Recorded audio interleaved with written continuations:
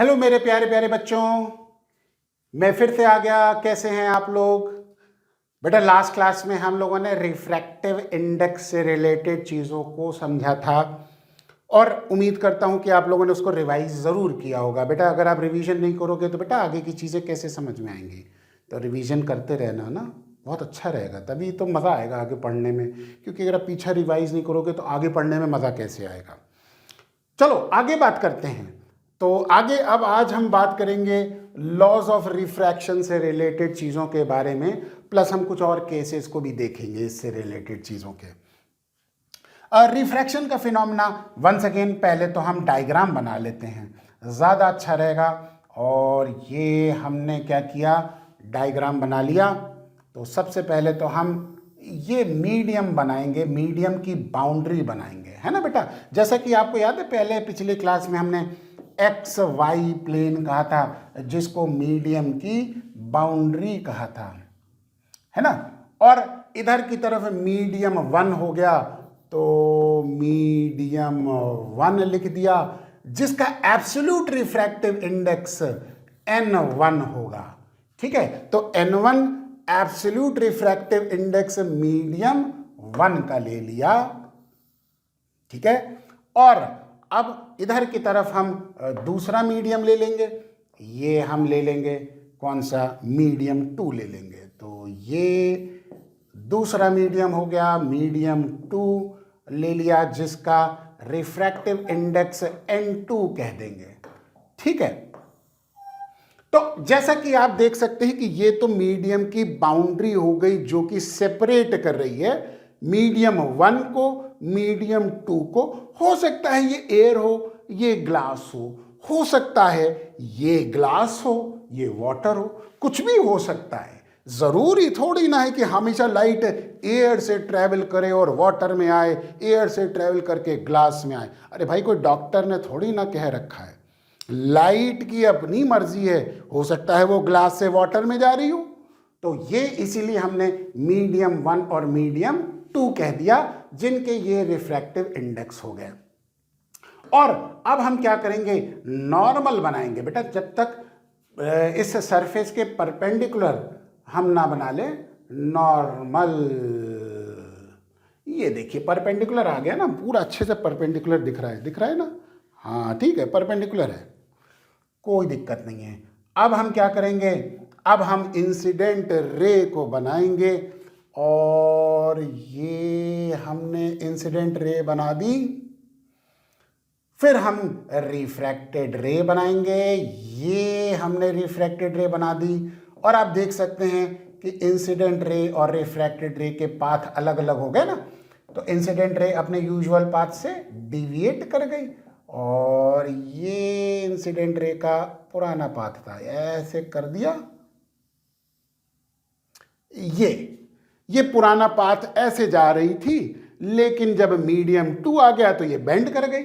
यही तो रिफ्रैक्शन हो गया। अब लॉज ऑफ रिफ्रैक्शन क्या कहता है ये समझेंगे। बेटा इसके दो लॉज हो गए, एक तो जिसको हम कहेंगे फर्स्ट लॉ। तो फर्स्ट लॉ क्या कहता है, और उसके बाद हम सेकंड लॉ को भी देखेंगे, दोनों लॉ देखेंगे। तो फर्स्ट लॉ कहता है कि द इंसिडेंट रे, है ना बेटा, आपको पता है ये हो गई इंसिडेंट रे, हम बना भी देते हैं इंसिडेंट रे। ये पेन में कभी कभी हरा दिखा देता है, कभी कभी पीला दिखा देता है, थोड़ा सा एंगल का फर्क आ गया। द इंसिडेंट रे, दूसरी कौन सी होगी, रिफ्रैक्टेड रे, है ना। दो रे हो गई, एक तो इंसिडेंट रे हो गई, दूसरी रिफ्रैक्टेड रे हो गई, और तीसरी नॉर्मल होगी। And normal to the surface, surface के नॉर्मल, ऑल थ्री, तीनों lie in the same plane, एक ही प्लेन में लाई करते हैं। इंसिडेंट रे ये हो गई, ये वाली जैसा कि आप जानते हैं रिफ्रैक्टेड रे हो गई, है ना बेटा। और ये हमने बना दिया। और ये जैसा कि आप जानते हैं इसको हम नॉर्मल कहते हैं। ये एंगल ऑफ इंसिडेंस हो गया I, ये एंगल ऑफ रिफ्रैक्शन हो गया R, इसका मीडियम का रिफ्रैक्टिव इंडेक्स N2, इस मीडियम का रिफ्रैक्टिव इंडेक्स N1। सारी बातें समझ में आ गई? ठीक। तो फर्स्ट लॉ ये कहता है कि इंसिडेंट रे, रिफ्रैक्टेड रे और नॉर्मल तीनों एक ही प्लेन पे क्या करेगी? लाई करेगी। ठीक। ये तो बात हो गई किससे रिलेटेड? फर्स्ट लॉ से रिलेटेड। अब सेकंड लॉ देखते हैं। अब बारी आती है सेकंड लॉ की। क्या कहता है सेकंड लॉ? सेकंड लॉ कहता है the ratio of sine of angle of incidence, angle of incidence यानी कि I, the ratio of sine of angle of incidence to the sine of angle of refraction, angle of refraction is always, always शब्द पे ध्यान दीजिए, हमेशा, is always constant, हमेशा क्या रहेगा? कांस्टेंट रहेगा। यानी कि साइन ऑफ दिस एंगल, जिसको हम एंगल ऑफ इंसिडेंस कहते हैं, तो साइन आई है ना बेटा, ट्रिग्नोमेट्री में याद है, साइन कॉस टेन पढ़ा है ना, वही चीज है। साइन आई अपॉन क्या हो गया? ये एंगल ऑफ रिफ्रैक्शन यानी कि साइन आर। बेटा दो ही तो एंगल है, एक तो इंसिडेंट हो गया और एक रिफ्रैक्टिंग एंगल हो गया। तो इंसिडेंट एंगल का साइन और रिफ्रैक्टिव एंगल का साइन, सेकंड लॉ ये कहता है कि ये कांस्टेंट होता है और ये बराबर किसके होगा? सेकंड मीडियम का refractive index with respect to first. तो आपको याद है मैं क्या लिखता था? 1μ2 है ना, यानी कि सेकंड का refractive index with respect to first का रिफ्रैक्टिव इंडेक्स। इस सेकंड लॉ को स्नेल्स लॉ भी कहते हैं। क्या कहते हैं? स्नेल्स लॉ, है ना। तो बेटा कई बार आपसे पूछा है कि what do you understand by Snell's law, तो आप क्या लिखोगे? यही सेकंड लॉ लिख दोगे कि ये जो है कांस्टेंट रहता है और ये बराबर 1μ2 के होगा। तो इसको थोड़ा सा सिंपल फॉर्म में लिख सकते हैं, ऐसे भी कर सकते हैं कि sine I upon sine R is equal to, बेटा 1μ2 को n2 अपॉन n1 भी लिख सकते हैं। याद है फर्स्ट क्लास में मैंने बताया था कि सेकेंड मीडियम का refractive index with respect to first बराबर absolute refractive index of second upon absolute refractive index of first medium हो गया। ठीक है, तो ये हमारे पास रिलेशनशिप आ गई। इसको डब्बे में डाल देंगे, ये डब्बे में डाल दिया और लिख दिया इक्वेशन नंबर 1। बेटा सवाल को सॉल्व इसी से करेंगे, मज़ा तभी आएगा। यही तो फॉर्मूला है हमारे पास। ठीक है, रिवाइज करते चलिए, मज़ा आएगा। आइए आगे बढ़ते हैं। अब हम अगले स्लाइड पे चलते हैं और इसी को देखते हैं। यार ये कैसे कलर आ जाते हैं, बड़े बेकार से आ जाते हैं। ये हटाओ, डॉटेड नहीं रखेंगे, ये रखेंगे। सीधा आ गया ना? हाँ सीधा लग रहा है, कोई बात नहीं, नहीं भी होगा तो क्या फर्क पड़ता है। चलिए आगे देखते हैं। केस नंबर 1 ये देखेंगे क्या मतलब होता है। देखो बेटा, सपोज कर लो कि अभी हमने पीछे देखो क्या लिखा था। हमने लिखा था sine I upon sine R बराबर n2/n1, ये हमने फॉर्मूला लिखा था। इसी को अब हम यहाँ पे कंटिन्यू करेंगे। Sine I upon sine R बराबर किसके हो जाता है? n2/n1। ठीक, ये फॉर्मूला हमने पीछे डिराइव किया। अब केस नंबर 1 कहता है मान लो, इफ, यदि, माना, क्या माना कि n2 is greater than n1।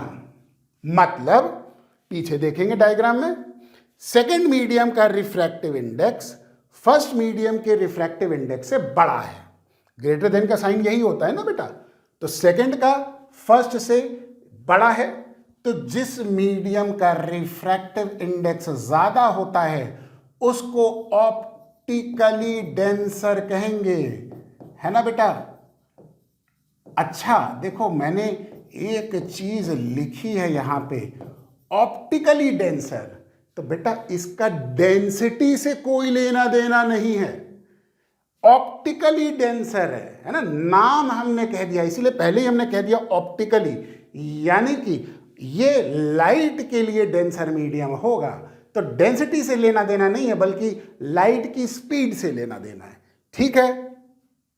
तो जहां पे ज्यादा रिफ्रैक्टिव इंडेक्स होता है उसको ऑप्टिकली डेंसर कहेंगे, और जहां पे छोटा होगा उसको ऑप्टिकली रेयरर मीडियम कहेंगे, ठीक है।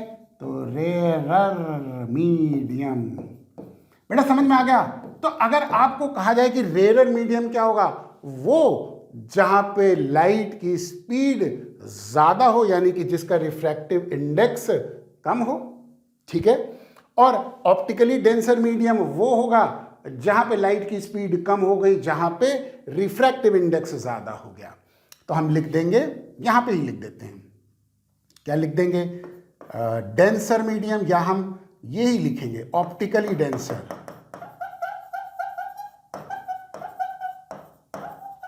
मीडियम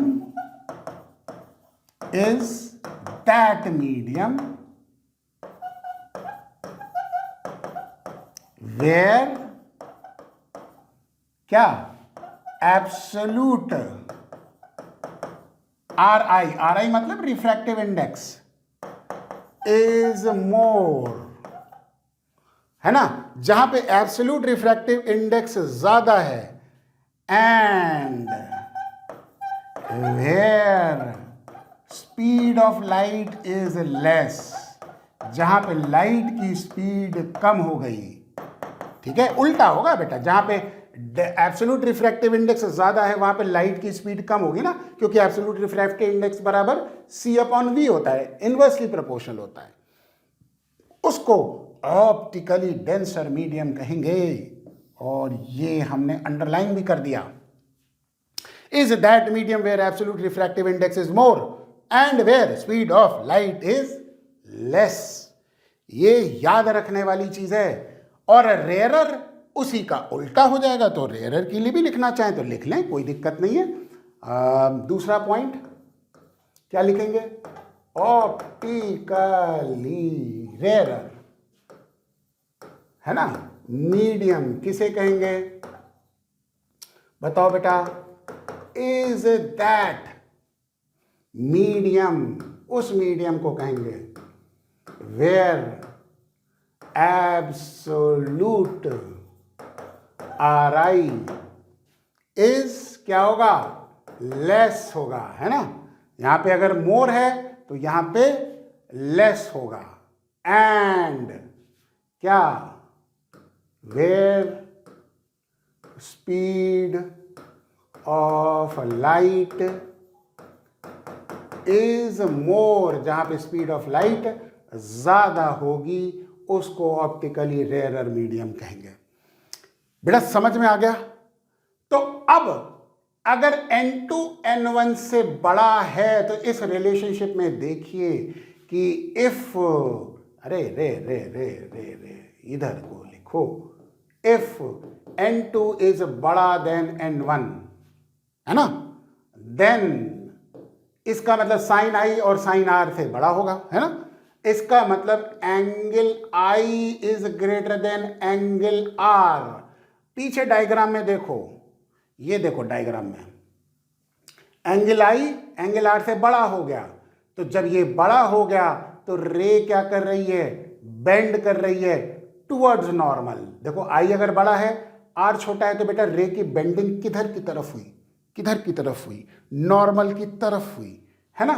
तो यहां पे हम लिख देंगे देन रे बेंड्स टुवर्ड्स किधर की तरफ, डी नॉर्मल, नॉर्मल की तरफ बेंड होगी, यानी कि रे गोज कहां से, from rarer to denser medium, है ना बेटा।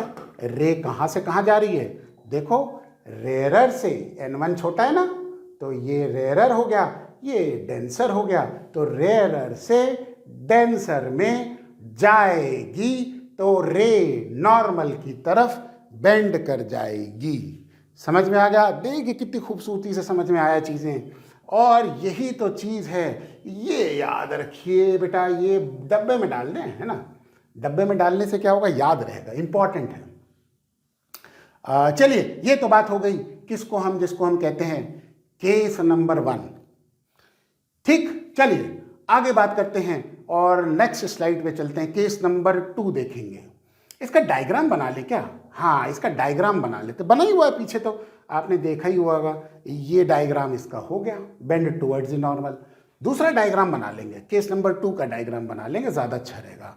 तो ये अब हम यहाँ से एक तो लाइन खींच दें, बोर्ड का पार्टीशन कर दें, और अब केस नंबर 2 क्या कहता है, if N1 is greater than N2, उल्टा कर दिया, देखो यही किया ना, N2 N1 से बड़ा था पहले केस नंबर 1 में, अब हमने N1 को N2 से बड़ा कर दिया, उल्टा कर दिया। तो अगर N1 N2 से बड़ा हो गया तो क्या होगा, आपको पता है sine I upon sine R बराबर N2 बाई N1 हो गया, है ना, यही तो स्नेल्स लॉ था। देखिए sine I upon sine R बराबर N2 बाई N1, ठीक। और यदि N1 बड़ा हुआ तो N1 N2 से बड़ा हुआ, तो इसका मतलब एंगल R बड़ा हो गया, तो angle R will be greater than angle I, यानी कि अब रे बेंड करेगी अवे फ्रॉम नॉर्मल, उल्टा हो जाएगा, नॉर्मल से अवे बेंड करेगी, अब दूर जाएगी, क्योंकि angle of refraction angle of incidence से बड़ा हो गया।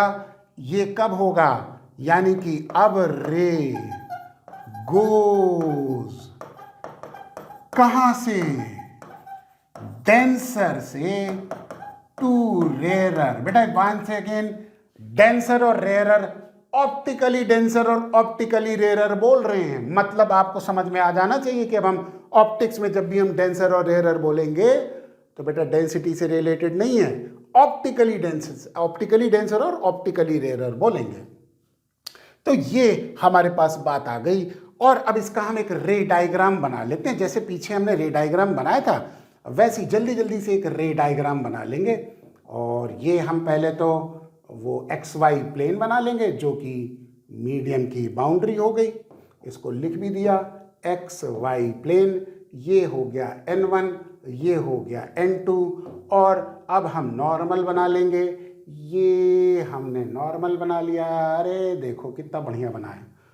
और ये अब हम क्या करेंगे, बना लेंगे एंगल ऑफ इंसिडेंस। तो ये हमने बना लिया एंगल ऑफ इंसिडेंस, बना ली, और ये इसका यूजुअल पाथ था, है ना, तो डॉटेड कर देंगे, तो इसका मतलब है ये इस पाथ से जाने वाली थी अगर सेकंड मीडियम नहीं आता तो, लेकिन चूंकि ये आ गया है तो अब रे बेंड अवे फ्रॉम नॉर्मल करेगी। ये देखिए, अरे ये तो गलत बन गया जी, ऐसे मत करो, ये यहां से ये पॉइंट आ गया, अरे यहां से ये ले लेते, ये हो गया बेंडिंग अवे फ्रॉम नॉर्मल, ठीक है। तो ये इंसिडेंट रे हो गई जो कि इंसिडेंट एंगल I हो गया, ये रिफ्रैक्टेड रे हो गई, एंगल ऑफ रिफ्रैक्शन R हो गया, है ना। और आप यहां पे देख सकते हैं कि R की वैल्यू I से बड़ी होगी, अगर N1 N2 से बड़ा होगा तब ये बात होगी। कंडीशन समझ में आ गई बेटा। तो रे कब बेंड अवे फ्रॉम नॉर्मल करेगी, कब टुवर्ड्स दी नॉर्मल करेगी, ये दोनों बातें हमने आपको समझा दी हैं, ठीक है। चलिए आगे देखते हैं आगे की बात करते हैं और आगे हम देखेंगे ग्लास स्लैब के थ्रू रिफ्रैक्शन। तो नेक्स्ट स्लाइड में चलेंगे और ग्लास स्लैब बना लेंगे। ये यहाँ पे थोड़ा सा इसको हम इस साइड बनाएंगे, ज़्यादा अच्छा रहेगा ताकि इधर जगह ज़्यादा मिल जाए। और ये एक ग्लास स्लैब हमने बना लिया। ये रेक्टेंगुलर ग्लास स्लैब हो गया, ये बन गया, ठीक है। और अब हमने नॉर्मल बना दिया। बेटा ये ग्लास स्लैब है, मतलब एक आपने देखा होगा ना ग्लास का एक, जिसको कह सकते हैं ब्रिक कह सकते हैं, या आप लैब के अंदर देखे होंगे कि एक मोटा सा ग्लास की प्लेट होती है, उसको ग्लास स्लैब कहते हैं, ठीक है। तो ये हमारे पास ग्लास स्लैब बन गया। और जैसा कि आप देख सकते हैं कि इसके अंदर हम नॉर्मल अब बनाएंगे। तो सबसे पहले नॉर्मल को देख लेते हैं। डॉटेड से बना लिया, हाँ ये डॉटेड हो गया। और ये हमने नॉर्मल बना लिया ग्लास स्लैब के ऊपर, ठीक। और अब हम क्या करेंगे, इसके ऊपर इंसिडेंट रे बनाएंगे। ये हमने ग्लास स्लैब की इंसिडेंट रे बना दी, ठीक है। तो ये हमने एरो भी बना दिया ताकि इंसिडेंट रे आ गई। अब देखो बेटा, इधर मीडियम एयर है, इधर मीडियम ग्लास है, तो इसका रिफ्रैक्टिव इंडेक्स n1 मान लेंगे, इसका रिफ्रैक्टिव इंडेक्स आप n2 मान लेंगे। तो ये यहाँ पे लिख देते हैं, इसको भी थोड़ा नीचे ही लिख दें ताकि सही रहेगा, है ना। यहीं पे लिख देते हैं n1 और n2, ठीक है। अब देखिए, अगर एयर से ग्लास में जा रही है तो ग्लास जो है वो ऑप्टिकली डेंसर मीडियम होगा एज कंपेयर टू एयर।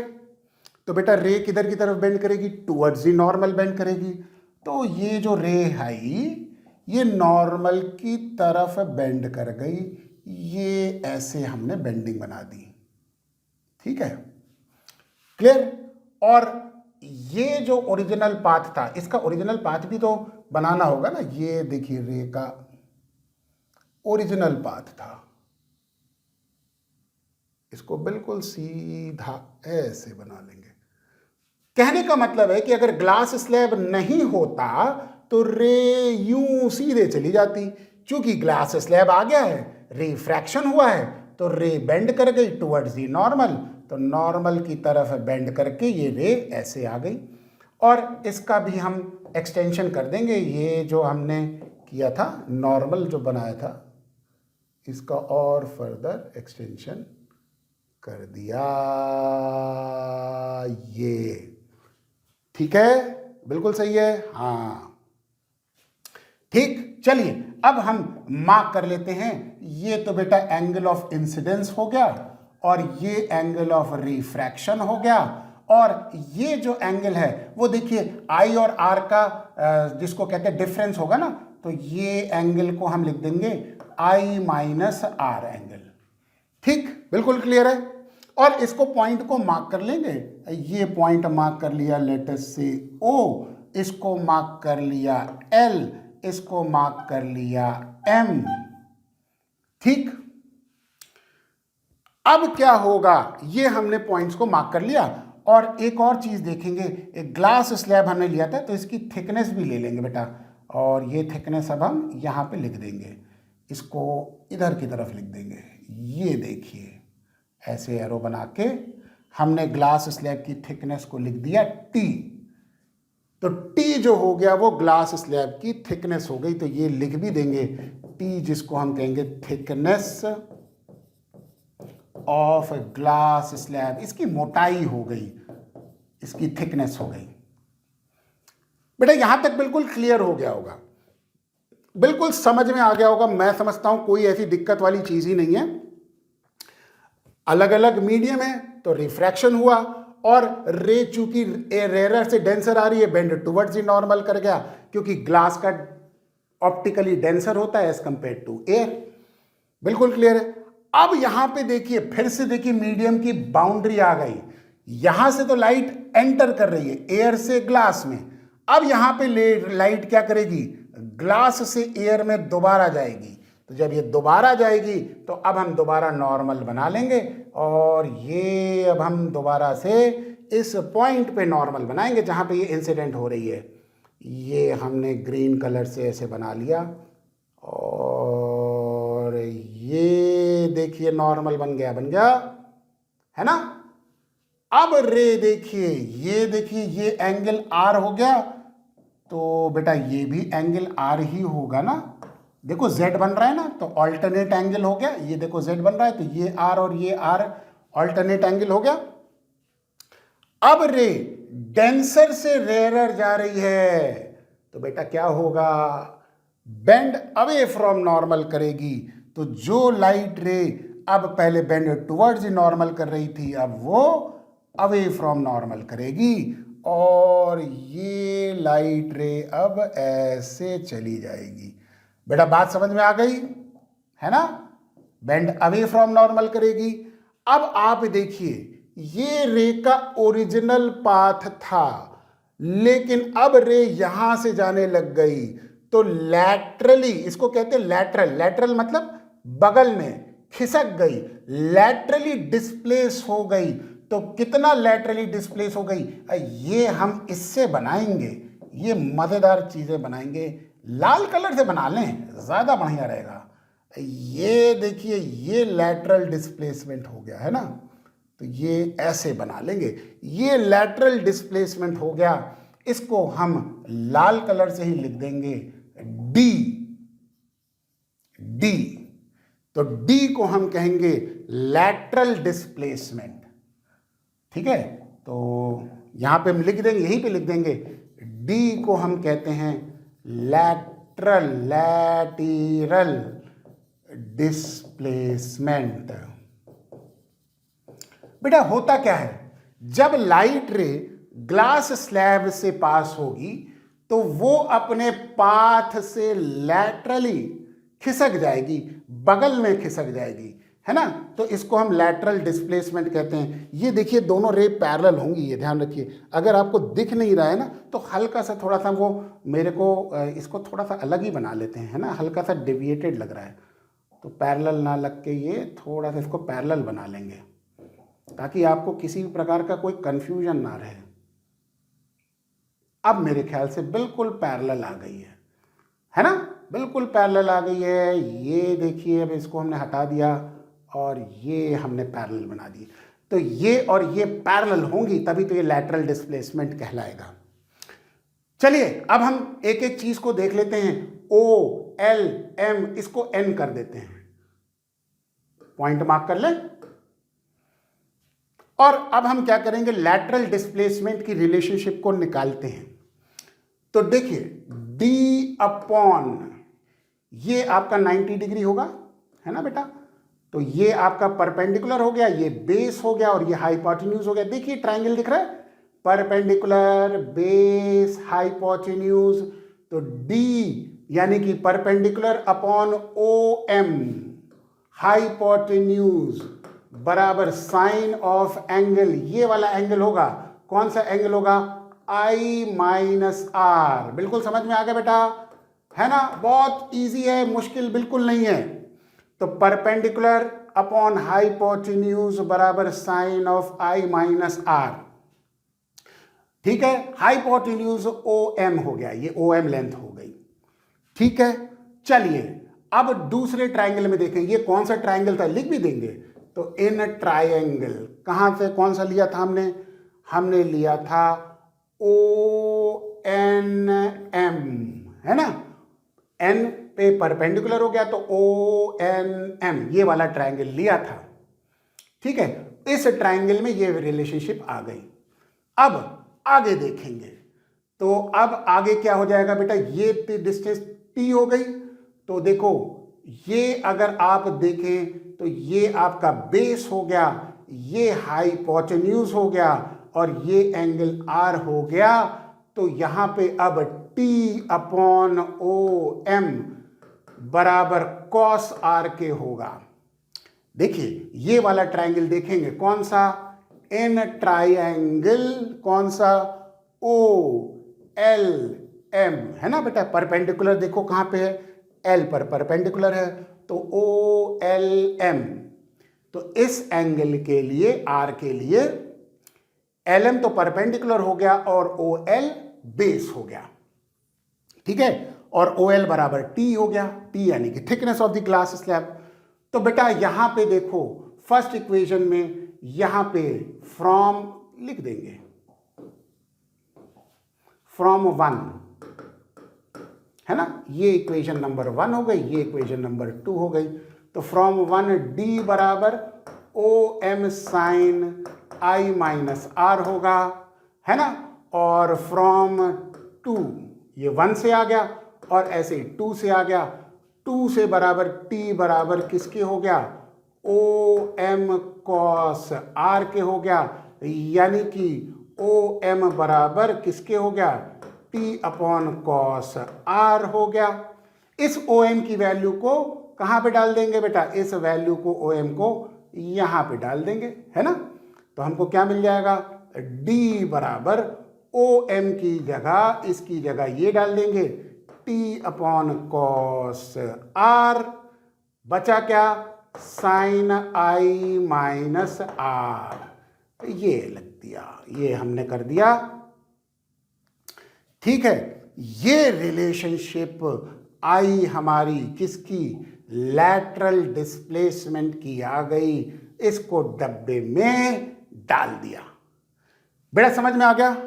तो लैटरली डिस्प्लेस कर जाती है लाइट रे जब वो ग्लास स्लैब से पास होती है, और लैटरल डिस्प्लेसमेंट बराबर T यानी कि थिकनेस ऑफ ग्लास स्लैब हो गया, I माइनस R यानी कि एंगल ऑफ इंसिडेंस और एंगल ऑफ रिफ्रैक्शन हो गया, और inversely proportional to cos R हो गया, यानी कि एंगल ऑफ रिफ्रैक्शन हो गया। तो बेटा आज हम लोगों ने, आपने देखा कि हम लोगों ने क्या क्या सीखा है। एक तो हम लोगों ने स्नेल्स लॉ सीखा, है ना, ऑप्टिकली रेयर और डेंसर मीडियम के बारे में जाना, प्लस आज हम लोगों ने ग्लास स्लैब की एक बड़ी इंपॉर्टेंट रिलेशनशिप को भी समझा दिया है। एक बार, बस एक बार की जरूरत पड़ेगी आपको रिवाइज करने में, खुद से एक बार ऐसे ही रे डायग्राम स्केल और पेंसिल से लेकर बना लीजिए। बहुत मुश्किल नहीं है, इजी है, ध्यान से देखिए, बहुत इजी है। हमने भी तो आपके सामने बनाया है ना बेटा, ठीक है। तो एक बार आप इसको बना के प्रैक्टिस कर लेंगे और मैं समझता हूं किसी भी तरह की कोई दिक्कत नहीं आएगी। चलिए आज के लिए इतना ही बहुत है, और आगे अब हम नेक्स्ट क्लास में आगे फर्दर बात करेंगे। थैंक यू सो मच बेटा, हैव अ गुड डे।